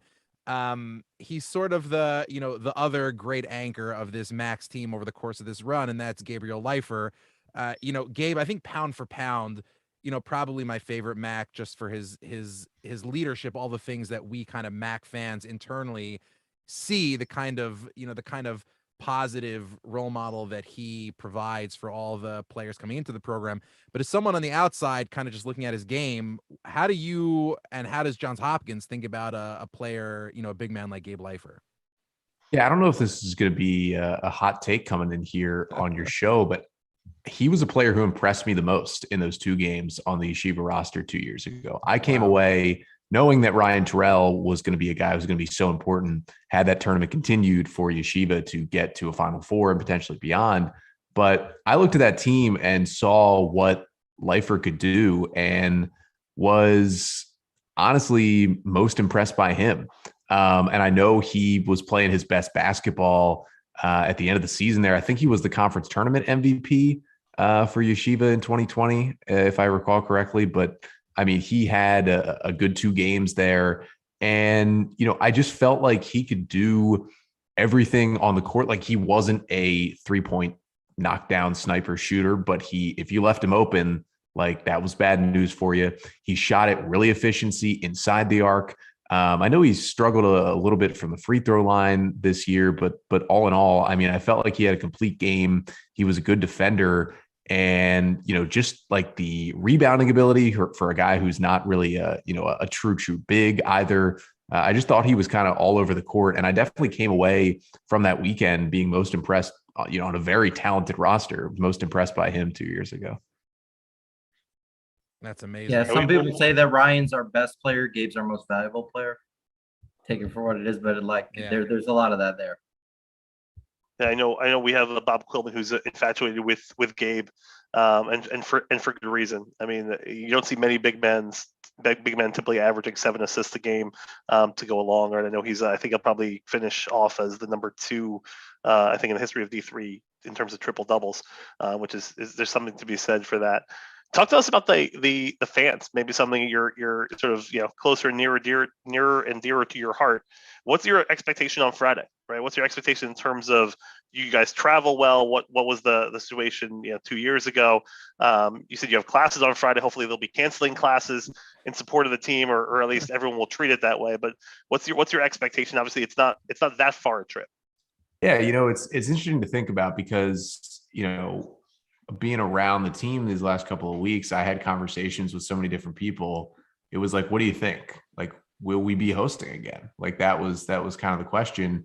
And I think the general consensus was if the Blue Jays don't win the Centennial Tournament, they're going to go on the road. Yeah, I think there was no question about that. And I think the conversation was if they can beat Swarthmore and finally get a signature win on the resume with a 22-3 record and closing the season that way, and the fact that in Division III sports, it's not just all about resume that gets you a host site or not. So it's Hopkins has nice facilities and we hosted 2 years ago and all this kind of stuff, and that's what we thought might happen. And it was a little bit of a surprise that the Blue Jays were going on the road. So it'll be interesting because up to New Jersey, it's not a bad trip. I think it definitely hurts it being a Friday at 1:00 game. Now, if the Jays can win this game and get to the Saturday regional final, I think the fan support for Johns Hopkins is going to be much, much more than it is on Friday. And, it's interesting because the Blue Jays do have a, nice group of students. And it's funny. It's mostly the other student athletes who are just huge supporters of the other athletic teams on campus, and they all kind of show up and beat each other's student section. And, in the Swarthmore game in the Centennial Final, it was basically the entire Johns Hopkins football roster who was dressed up in costumes and was the student section, and they brought the energy from tip-off in that game. And that was a huge factor in Hopkins getting off to a hot start, and they never trailed in that game against Swarthmore. That was a huge part of that. And so it'll be interesting to see, because the Friday at 1:00, how that plays in. Obviously, it's not a long drive, but you got to commit a little bit to drive up to Stockton for this game. Weekend in AC, weekend Atlantic City. Yeah. It's not the worst, but it's interesting how it contrasts, because I think we've been talking about both here and on the side with it's almost exactly the same thing for Yeshiva, which is obviously I don't think anybody's looking past this game. In fact, I'd argue, and we were just as shocked, I think, as some, not any shade to Stockton. They're a great team, but the numbers are basically the same. Strength of schedule, winning percentage, it's all basically the same. And we were surprised, again, looking at this record. It looks like to us that maybe the two teams that are matching up in the first round at 1:00, maybe the two best teams in the pod. And so it's interesting to see that, but it's the same situation from a fan standpoint, which is because of the Sabbath that comes in, close to about 5:30 on Friday, really hard, right? There's so many different communities around that are within an hour or whatever it is, but really hard to get people out on a Friday and then be able to make back and make sort of the preparations that they need to make. So it's also the same as that we expect a good amount of people, right? Obviously the family and other folks that are traveling with the team and staff. But on Saturday night, when we have, if the game gets pushed, I think, if Johns Hopkins wins, it probably is an afternoon game. If Yeshiva wins, I think it goes to a 9:00 game. And now you have 2.5 hours after Sabbath, and that's where we'd expect a similar growth. So it's just interesting, for different reasons, sort of the contrast that plays out, where it's like, I really need a Saturday night activity. I hope Friday goes well. So I'll be down there on Friday, but a lot of folks, it's going to be tough for them to make it down. So it's interesting to hear that from you as well. Yeah, there's another factor I didn't even bring up, is that we were a little surprised by this, but Johns Hopkins women's basketball is actually hosting an NCAA regional. And so the women's team lost. So you guys got priority in the first round. Yeah, so the women's team lost to Gettysburg in the Centennial Conference Championship game.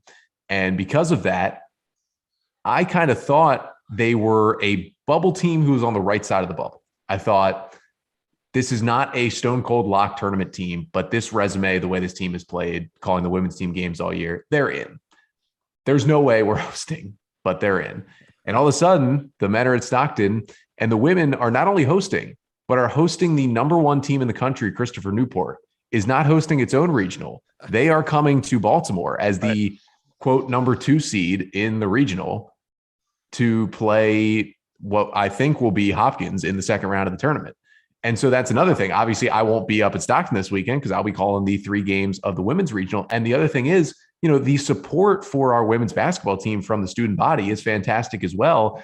And if the decision is between walking 5 minutes across campus or driving to New Jersey, they're going to be walking across campus. They're going to make it. What time is that game? So it's a 7:30 game Friday night, and then a 6:00 regional final Saturday.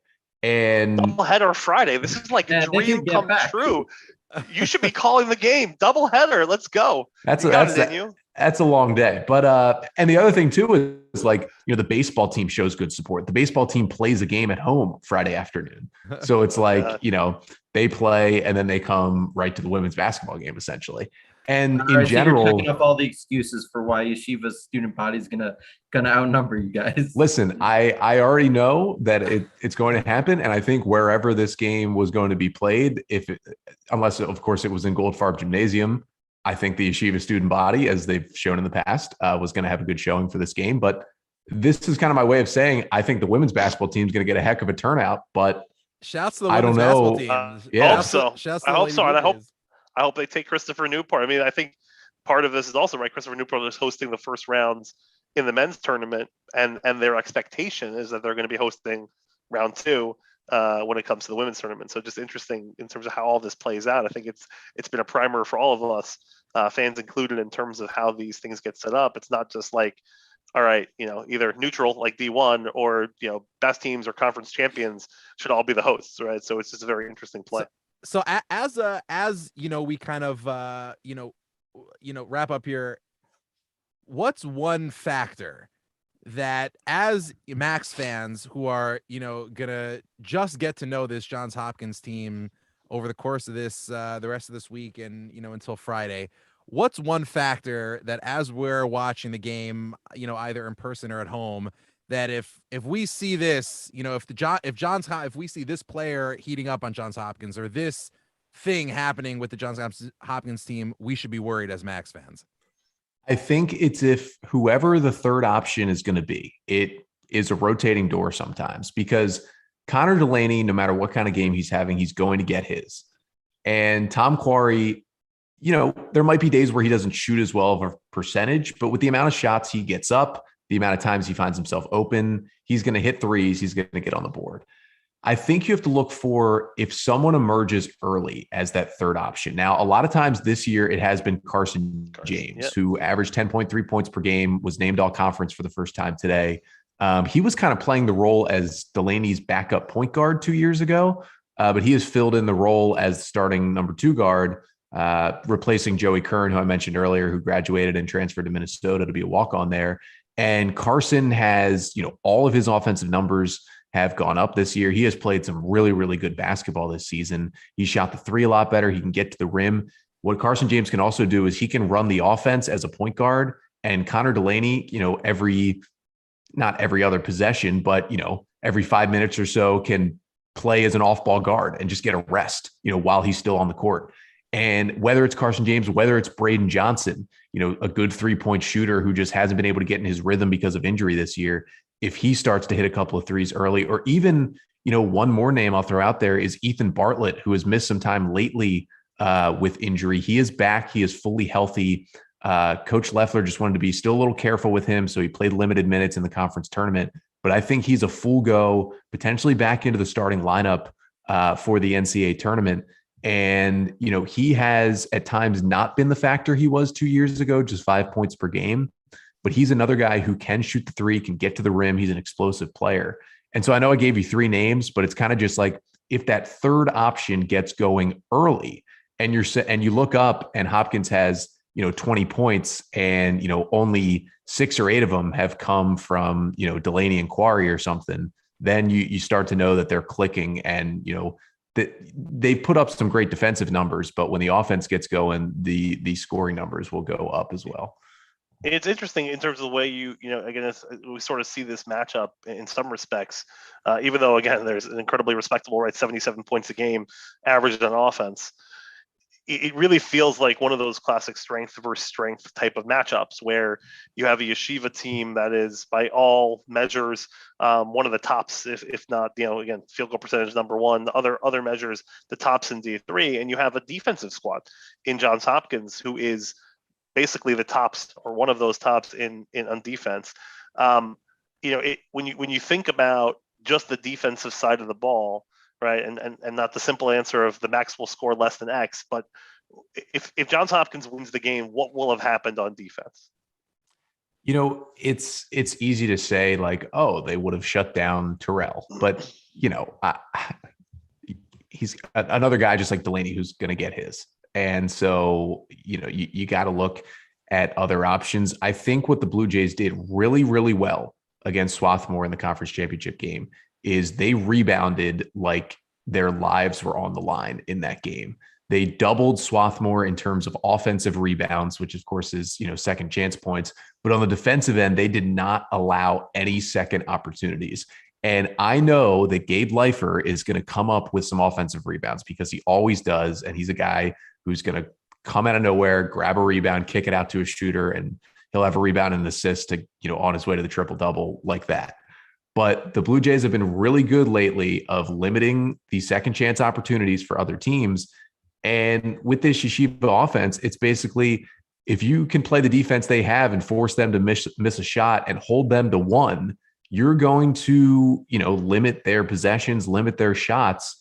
And with a team that shoots the ball as well as the Max do, I mean, that's important. And the Blue Jays, they feel good with Thibault down there. They feel good with their other 2 bigs, Will Sykes and Chidnake, who were both playing this game with their strengths down low to grab those defensive rebounds and limit Yeshiva to 1 shot. I think, that's going to be a huge factor. And Ethan Bartlett, who I already mentioned, one of the best rebounding guards you're going to see. And he can get physical in the paint while still being, a wing player. He's going to be huge on that front as well. He's maybe even a guy you could see on Ryan Terrell for a little bit.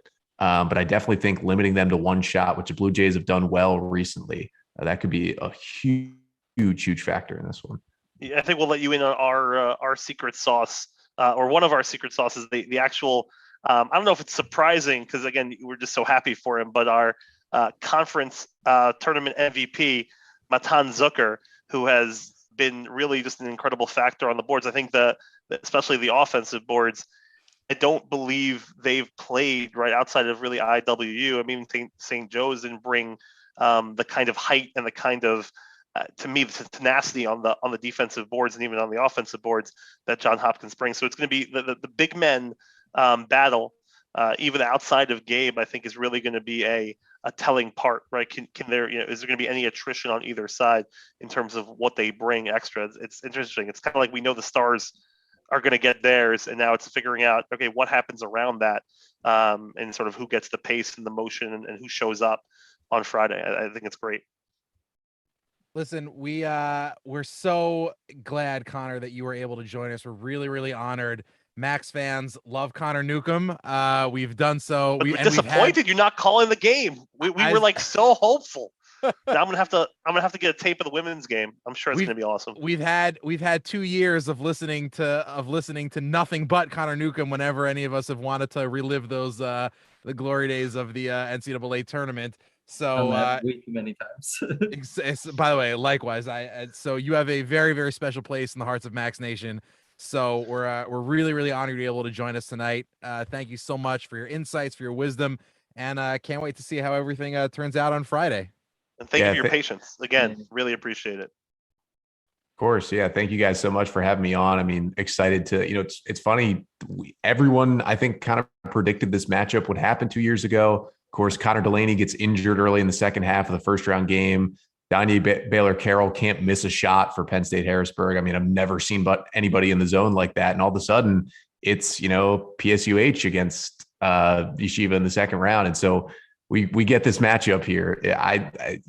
I know the committee does some things on purpose, and maybe matchups like this aren't, but I have a feeling it's a little bit of that. But I mean, I think we can all agree this is probably the best first round game in the country on Friday. And I think a lot of eyes will be on this one, but thank you guys so much for having me on to talk about it. And I think there's no better way to send you off, Connor, than with this comment from the chat from Shasta J. Zuckerman.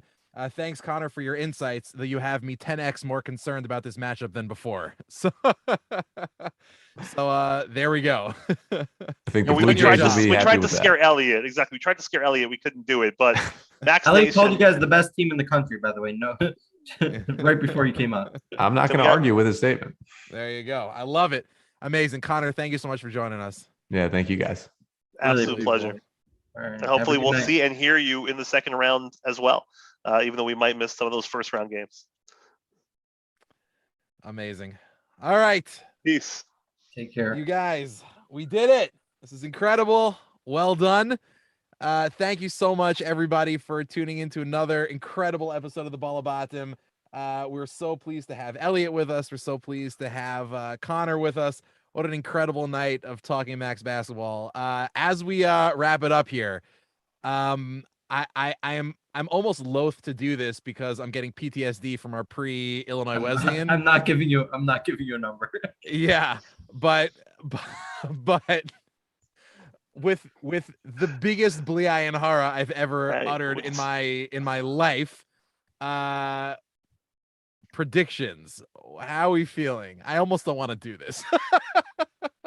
But you know what? Instead of predictions, what we let's flip around the question that we asked Connor, because I'm not even, honestly, as a team, just knowing how we have been like jinxed into oblivion from the very beginning of this season, I'm not gonna perpetuate this or add fuel to the fire.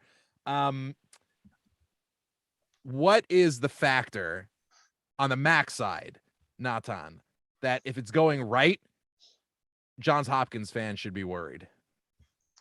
I continue to think, I know Shu and I probably sort of look at this from different perspectives when it comes to offense, defense. I continue to think that the biggest change that we've seen for the Max, and Elliot talked about it, right? They execute. And that's going to be up to them. I continue to think the biggest change is the intensity they're bringing to the defensive side of the ball, the commitment they're making to playing it as a team, the commitment they continue to make. We should have asked Connor if he's aware of the box out theory, but all these things that are going on, really, like that intensity, they have to treat this just like they should have treated the first half of the IAW, like they've been treating St. Joe's. And honestly, I've never seen them ratchet it up like they were in the championship game against Manhattanville. Literally from the jump, really in their minds, it felt like they wanted to pitch a shutout. I mean, they were just into it the whole time, and they're going to need that kind of action. This is a big team that's going to go there. The big guys are maybe not are their scorers necessarily, but they are going to go get the ball. They're going to facilitate offense, but they're really going to protect the rim and protect the D. That part is the thing that if YU wins the game, it means to me they were able to control the glass and limit the rebounding margin to where they did get second chance opportunities to put it in. Again, there's always the chance that we'll just get another otherworldly Ryan performance, but I really think it's going to be about if they get a hold, right? These guys average 77. If they can hold Johns Hopkins in the low 60s or lower, I think they're going to be in a really good shape. By the way, quickly from the chat, Avram Levy, what's the line on this game? Do they have spread odds for D3? If Bob is still around, we need the Q line. But I think we've covered the Q line the last 3 games. So, but again, I refuse to jinx us. I'll take the opposite end of the court on this question. If I'm looking at the box score without seeing the score and I see that we get 35 from Ofek and Eitan, I'll tell you why you won that game. Yeah, I think that's exactly right. Oh my God. So and you know what? Actually, before we close down, Shua, let me just dig in on that for just a second. Pick one player. Who's one player that if they have a big game, we should feel good? Wow, now you're making my job tougher. It's a good thing we don't pay him. So earn your Ball Habatim salary. I don't know. It's tough. Exactly. Tough. We'll double it. I think I'll put it on Ofek because I expect Eitan to get his, as Connor would say. I expect Eitan to hit a few threes. I think Ofek is an X factor where when he's on, everything is really running correctly because you're getting the backdoor cuts. They have to worry about that option. The motion is flowing. So I'll put the onus on Ofek. I think if Ofek has a big game, we win this game. And by the way, I think to go on that, I know you're talking about 35, and I think that's a great number. I'll be honest. I think even if Ofek gets 12, right, and he gets it the way he usually gets it, to me that means I think you're absolutely right. That means the motion offense was working, right, in the standpoint of his cuts and his movement were facilitating opportunities for everyone else. Again, I'm not saying if he gets 12 points we're going to win, but I do think seeing him active, right? There've been too many times this year, whether due to injury or otherwise, where we either have seen him out of the game or sort of not being in the flow of the offense. So I completely agree with you there, Shua. Guys, this has been unbelievable. What an unbelievable night of Talking Max basketball. And thanks as always again to the mighty Mayor Weisel on the ones and twos, engineering us to the moon. Unbelievable job as always. And as he always tells us to tell you, please like and subscribe. There's the button. Hit the button, like and subscribe to the Ball Habatim YouTube channel. Also, we have a Discord. If you whether you're into gaming, crypto, or Yeshiva University Max basketball, check out the link to join our Discord channel in the Ball Habatim Twitter bio, Ball Habatim Instagram bio, I want to say. Join the conversation. Tons of people are there already. It's an absolute blast. Everyone loves it. We're guys, we're so all right, we gotta do a shout out. We gotta do a shout out for tomorrow. Oh, I mean, first of all, we gotta tease. We gotta tease a little bit. We're gonna have the Voltron. Give the people what they want, baby. The Voltron of D3 will be here. The 5 Lions that we will have, coming out. It's gonna be unreal. Whether they're still listening or still on, we really hope to have. And again, their schedule's permitting. Lay it on us. We hope to have. Who's coming on? We hope to have Bob. We hope to have the Q line. In person. We'll answer some questions about predictions there and hear more about the tournament, not just Max. We have other Ryans, not just Ryan Terrell, but we're going to have Ryan Whitnable, a big Marietta fan. And then we have, and just D3 legend, and we have Ryan Allen Scott, who everyone knows from D3 Hoops, has been friend of the pod. That's going to be huge. We have a first time, long time, because we've been listening for a long time and absolutely love the work. Actually gave us 30 more wins in a row, and we can't appreciate that more. We have Dave McHugh on, the legendary YU 80-game win streak. He gave us credit for the Hope women's show. basketball win streak, which is amazing. Awesome. Exactly. We doubled it up, and we enjoyed it. And we want to keep it going. He's just sort of predicting the future. So we have Dave coming on as well. And then we have our man, the stat man, the guy who really brings the numbers into a totally different level, but also gives us a really great understanding of D3 and sort of how the selection and everything goes Say his name. In terms of Mr. Matthew or Matt Snyder. He's just unreal. And again, it's just legendary. I mean, any of us who gets to sit on that show, don't know who of us is going to be on, but just to sit and listen, like literally, I sat and watched them, and I would watch them for hours. I think they did a show for 42 straight hours the other night in the selection show. And they're like just NFL unreal. Red Zone level of not going to the bathroom. We're gonna be Febrenging with the absolute megazord of D3 hoops basketball. It's gonna be unbelievable. Please join us tomorrow. Also, I'm seeing reporting on Twitter. Sources. This is a Woj bomb. Sources tell the Ball Habatim that today is Mama Terrell's birthday. So shouts to Mama Terrell. Happy birthday. Yom Hulad Sameach. Yom Hulad Sameach. It's amazing. Hold on, wait a second. When I say go, you say Max. Go. Max. Go. Max. Love it. Oh my God, you guys giving the people what they want. This has been unbelievable. So fun. Thank you so much to everybody in the chat who has been rocking with us the entire night. Thank you so much to Bob, to Morty Life. There's so many legends in the chat tonight. We're so excited that every single one of you are regulars. Ellie Bernat, Jay Zuckerman, Stephen Clark, I saw in the chat. I mean, Zevi Fisher. I don't want to miss anybody. Lenny Plotkin. I don't want to miss anybody. You guys have all been amazing. Do we have our favorite guy? Mishmacker, Mishmakor, Mich MCR. We love you so much. Don't ever tell us how to pronounce it.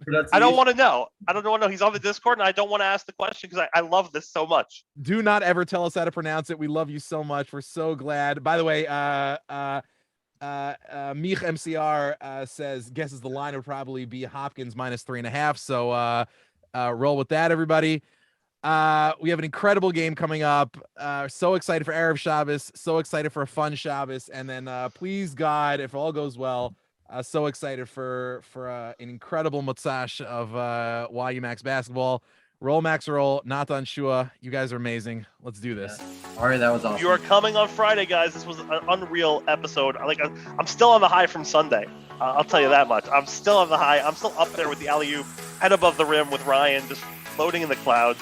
But if you're coming to the game on Friday, hit me up, shoot me out. I will be down there and love to hang with anybody out there. And let me know what your Shabbos plans are, because I'll probably be sleeping in your car. So just let us know, and let's just enjoy some Max victories. The Max tag is back, Jack. Need to make it to Fort Wayne, because I can't go a whole season without going to a Max game, and that's gonna be the first game I'm going to. So gotta make it. I'm taking a Shua cutout with me on Friday, so you will be in the stands. All right, awesome. I got the printout. You'll see it. To borrow from a movie that we quoted that we referenced earlier in the interview with Coach Elliot. The Mac attack is back, Jack. Let's do this right. Roll Max roll. Have a good Shabbos, everyone. Awesome. Roll them credits, Mayor.